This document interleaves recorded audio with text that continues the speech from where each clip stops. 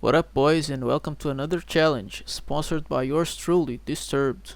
And this is going to be my first ever Zero to Keystone Legend series, here on YouTube. I am tanking my way to 3000 score as Brewmaster Monk. You may be wondering why I chose Brewmaster as my tank, and the answer is pretty simple actually. We can divide it in 4 main points. Less button bloat than ever before? Check. Has utility and smooth damage intake? Check. Is strong as hell right now and might be nerfed soon? Probably. And more importantly, is it fun? Yes. That being said, I hope you guys enjoyed the series and good luck on your vaults. So, last week before the season actually started, pre-season if you will, we did some delves to unlock tier 11. We also did the Mythic Zero World Tour and managed to get some upgrades, but sadly no tier yet as it was pre-season. With that being said, let's open our vault and see what we got. Well boys, let's see what we get in the vault. Let's see what the upgrade might be. You guys ready? 3, 2, 1, go. Brewmaster? Yes, Brewmaster. Ooh! Got a two-hander. This is big. A trinket, I don't know if this is this. A belt, of course a belt. Legs, may be by far the biggest upgrade. And a shoulder. A veteran shoulder. Let me take a look at the best tank trinkets real quick. 20 minutes later. Now that that's out of the way, we will get a new keystone. That is +2 Operation Floodgate. Let's go, boys. I actually went ahead and did 3 tier 11 delves for the weekly quest and got the following items. Nice. Oh god damn it! To reach Keystone Legend comfortably, I need to learn how to survive big boy pools. Take a look at how the best tank in my room does things.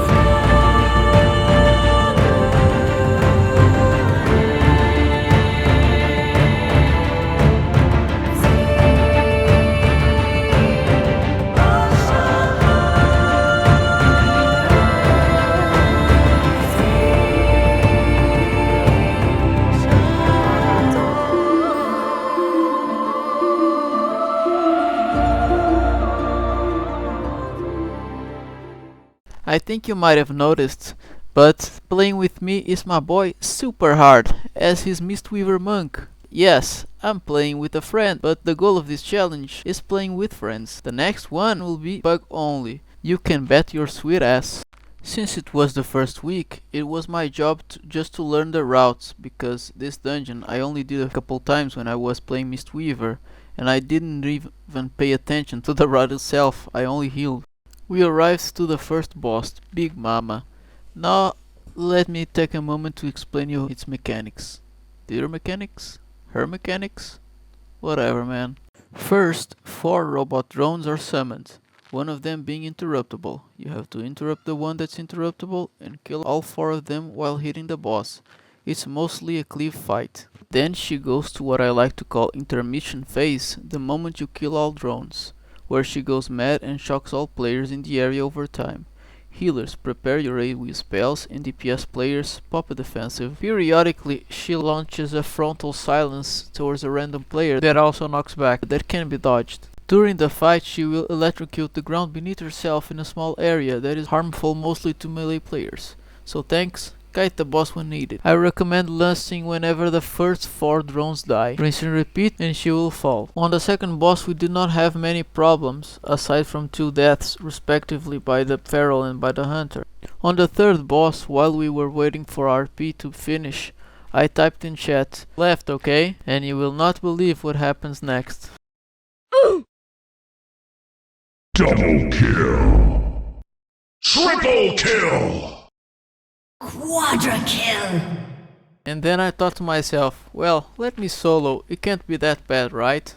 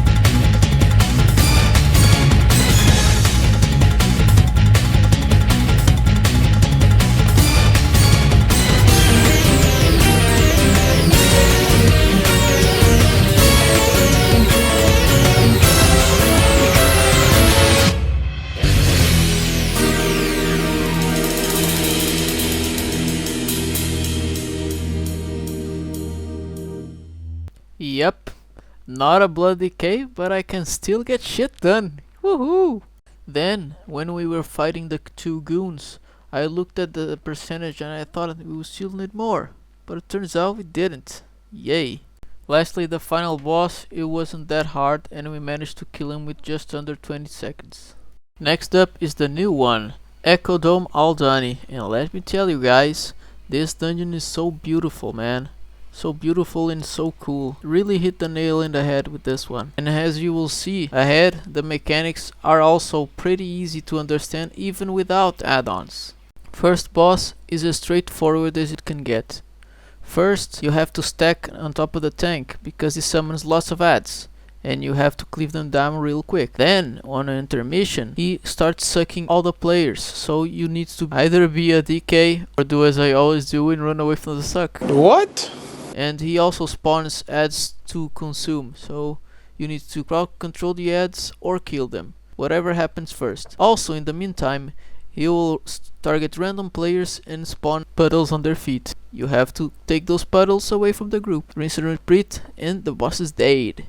The second boss has a shared HP pool. First you have the lizard, which has only 3 mechanics. One is a heavy bleed on tanks, which you have to use a defensive. Then he throws 2 spears to 2 random players that you have to not overlap them but keep them close enough so you can kill them effectively. He also targets a random player and dashes towards them, but that doesn't seem to deal much damage right now. Then at certain HP percentages he will change with his rider and he will do the following mechanic. Arcane Overload, that creates an arcane shield with 6 layers that you have to destroy. The way you go about destroying the shield is the funny part, because you have to lead the energy beams that the lizards are spamming to destroy the shield, and after that both the boss and his lizard become vulnerable to attack. I suggest lusting and bursting on this phase. After the second boss you have some packs that are skippable, but the ones I suggest focusing on not skipping are the ones that have pylons nearby, which you can drain to get a short duration damage buff. Let's be real, in timed content, any damage increase helps. You keep doing that and you'll get to the last boss, which has the following mechanics. First you have an ability called Ceremonial Dagger, which spawns a soul from each player on a line that you have to collect before the cast finishes. And doing so will grant you a damage buff, the same that you got before from the pylons. Failing to do so will get you a nasty damage over time debuff alongside a haste debuff. Then she casts Dread of the Unknown, that all you got to do is You gotta keep them separated. Then around 55% HP she will cast Eternal Weave, that will do the same thing that she did on the first ability, but this time threefold. That means she will spawn 3 of your souls and you have to collect them to get your damage buff and not get debuffed and give a hard time to your healer. I suggest grabbing your souls at a counterclockwise rotation, because she will cast an eternal weave in a clockwise manner, so you can get your souls and maintain the uptime of your damage buff. That is just optimization though, you can do whatever you want. We managed to time it with over 5 minutes to spare. Next up is Dawnbreaker plus 3, and you know the trinket I got earlier, right? It was not from Dawnbreaker, it was from Priory of the Sacred Flame. So yes, this is a good dungeon to do. I would have done it anyway because it was my key. The first boss were fine and dandy, but on our way to the first lieutenant of the second boss, just look at that guy. Crowd control.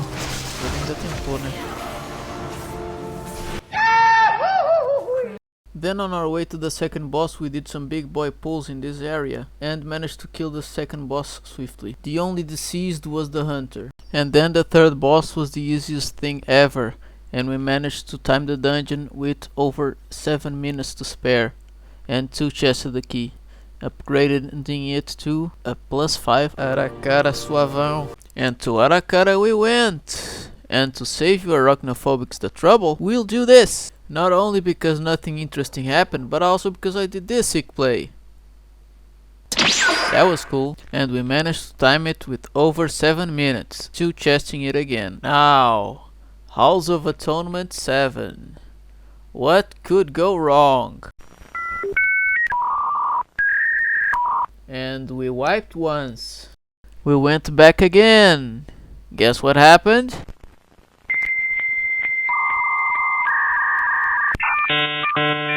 Yep, wiped again and bricked the key.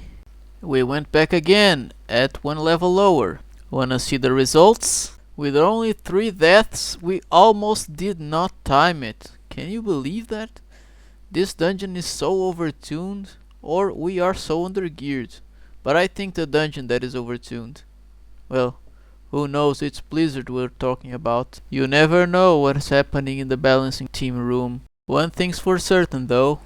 Better buff Rat Paladin and nerf Fury Warriors, right? Back again in Dawnbreaker, but this time +7, and the results might surprise you. First boss? No deaths. On our way to the second boss? Well... ouch. On the second boss himself, with only 1 death, we clapped his cheeks. Gay! And finally for the last boss, with no deaths. This took longer than I expected. That's what I wish, she said. Gonna need a sensu for that one. Guess who's back? Back again. Yep, Operation Floodgate. You are wondering why I'm here back again? Well, it's because my buddy, Shanoa, the Retribution Paladin that's been playing with us, he needed a trinket that dropped from here, which is called Improvised Sephorian Pacemaker. So we tried this dungeon, not once, but twice, as you'll see ahead. The worst part, being the first pull, was easier than before because, well, Discipline Priests are pretty OP. Their shields are too powerful for this kind of content. Even with that being said, bro got murdered by the first boss, as you'll see. But we got him back up with a battle res and continued like it was another Thursday.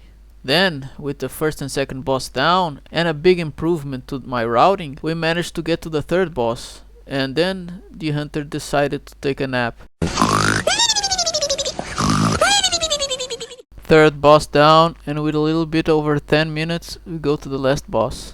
And thus, with less than 3 minutes of fight duration, he goes down. And then, as I told you before we started this one, we go again because it hasn't dropped. And thus our route starts differently, because this time we go to the duo boss first, as I've been told that you will need Bloodlust for the Big Mama fight and not for this one. We defeat the boss flawlessly and with no deaths. For Big Mama was the same thing. We popped Bloodlust, we popped our load, and she died. Are you stupid or something? On our way to the third boss, we got this skip, and look what happened to me. Stop, bro, I'm stuck. Can you help me? Well, that was annoying. So, remember our first fight with the third boss on Operation Floodgate?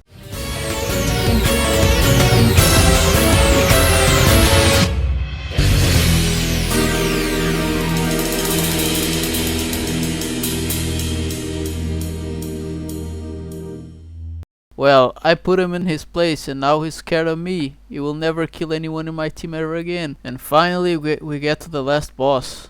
With the only death being our healer that got focused by he got focused by 3 casts at the same time. You can say he got banged by the gang.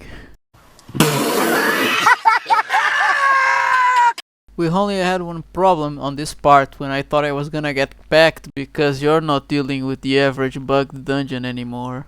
And after coming back from almost dying like a true Saiyan, we managed to time this. And unfortunately, no drops for my boy Shanoa. But fortunately, we managed to increase our score even more, one step closer to Keystone Legend. We ended our week with 1148 score and ready for more. And next week, hope we get the 2-piece tier set and our crafted belt. Hope you enjoyed the video, like, comment, subscribe, and peace!